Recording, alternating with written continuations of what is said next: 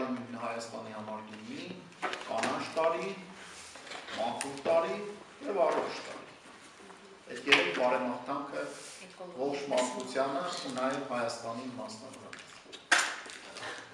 Ես այս տարի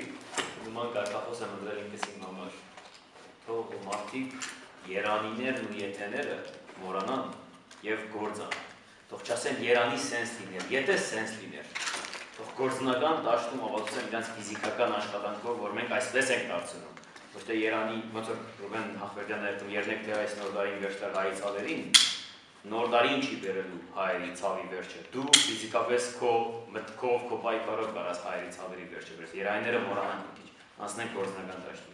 Բայց մի հատ անձնական մի բան, ես կուզենամ նոր տարին հայ ժողովրդի համար միշտ գարնան հետ ծնվի, ոչ թե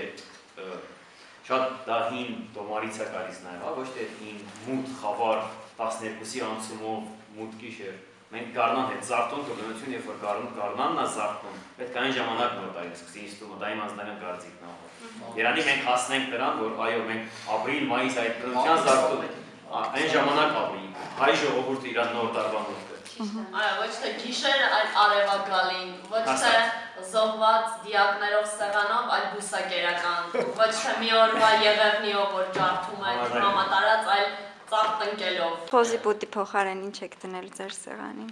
Դե ես Մակերական սորմաներով։ վեգետարիանից եմ,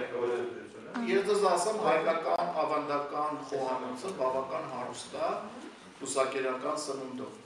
որ փոխանելու է խոզի բուդին, Այո։ խոզի բուդը